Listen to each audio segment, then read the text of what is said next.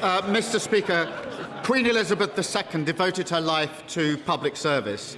As we mark the 100th anniversary of her birth, I'm delighted her extraordinary reign will be marked by a permanent memorial. Mr. Speaker, in recent days, we've seen a series of despicable anti-Semitic arson attacks. With additional funding to deploy specialist officers, a fundamental reset of how we counter extremism, an action to tackle the poison of anti-Semitism in our schools, our colleges and the NHS, we will do everything in our power to keep British Jews safe. And I'm sure the whole House will join me in standing with our Jewish community. There is no place in British life for anti-Semitism.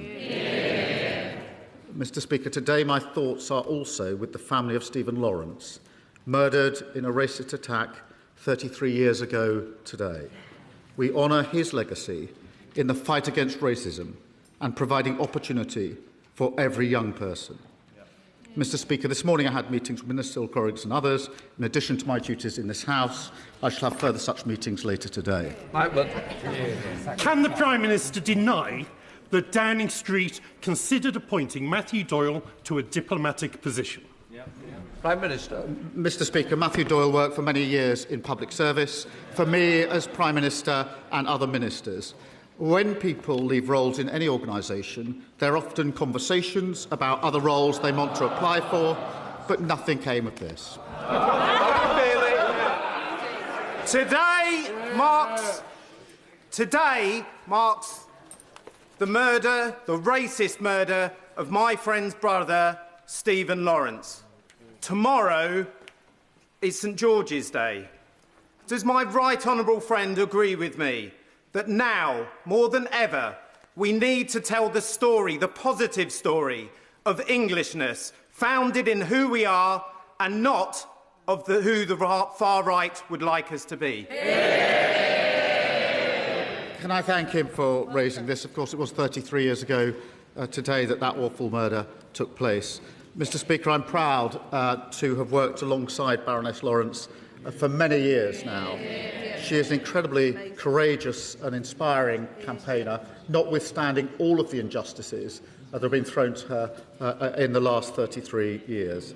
We do celebrate St George's Day, we fly our flag, we celebrate this country's values of service, generosity and respect. They, Mr. Speaker, are English values, which is why I love this country so much. There are those that seek to divide us, who tell us people are not welcome and try to rip our communities apart. We will never let them, Mr. Speaker. We stand together, united, and against any challenges that we may face. Timmy Bairnott, the Leader of the Opposition.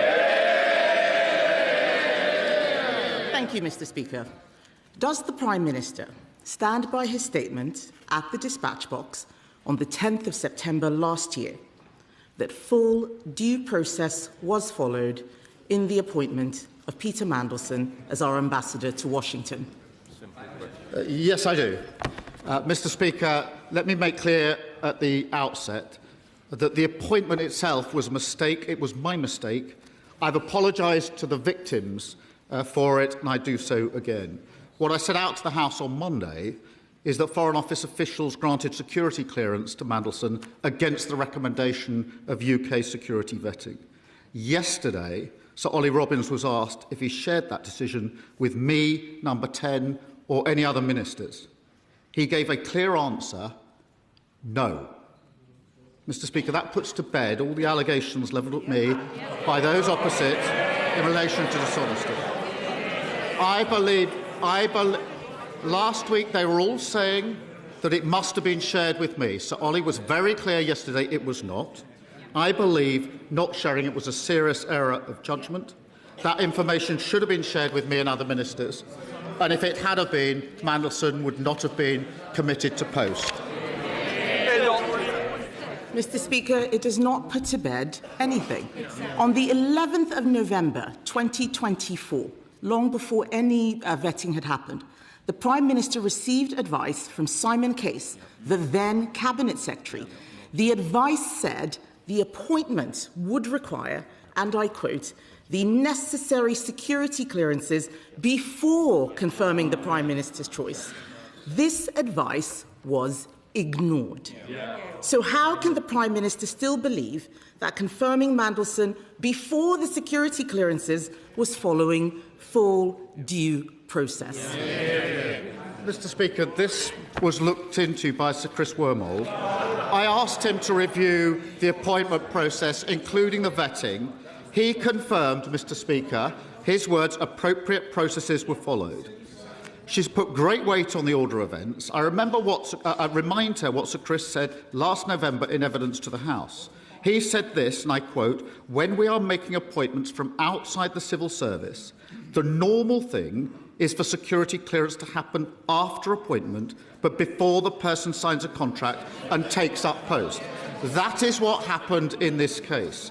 Sir Ollie Robbins himself, Mr. Speaker, also gave evidence, and he said, and I quote, "As is normally the case with external appointments in his department, the appointment was made subject to obtaining security clearance." Mr. Speaker, on top of that, Sir Ollie Robbins has made clear that the fact that developed vetting was after the announcement made, in his words, no material difference to the conclusion that was reached. And Mr. Speaker, I add this, that what Sir Ollie Robbins wrote to the committee yesterday was this, and I quote, "When the Prime Minister informed the House that the proper process had been followed in respect of national security vetting, he was correct." It's very interesting that he mentions Chris Wormold. He is relying on advice given to him after Mandelson was sacked by a cabinet secretary the Prime Minister then sacked. That is not relevant. I'm talking about the advice he was given before the appointment. He keeps mentioning Sir Ollie Robbins. Sir Ollie Robbins told us that the Prime Minister even sought clearance from His Majesty the King before the vetting. He'd already got agreement from the US administration. The chair of the Select Committee said that. Mandelson was a done deal. Yesterday, Sir Ollie Robbins said that the focus was on getting Mandelson out to Washington quickly. He said the Prime Minister's team showed a dismissive attitude to vetting, and they even argued Peter Mandelson didn't need any vetting at all. This clearly wasn't proper process. Why was due process not followed? Mr. Speaker, let me deal with this directly, particularly this question of pressure in relation to the decision to appoint and to put into post Peter Mandelson. So Ollie Robbins could not have been clearer in his evidence yesterday. He said this, I didn't feel under pressure personally in terms of my judgment. His words. Mr. Speaker, he went on to say, I have complete confidence that recommendations to me and the discussions we had and the decision we made were rigorously independent of any pressure. Mr. Speaker, on top of that, he was asked if any conversations led him to believe that Mandelson needed to take up the role regardless of vetting outcome. He said, I can say with certainty it was never put to me in that way.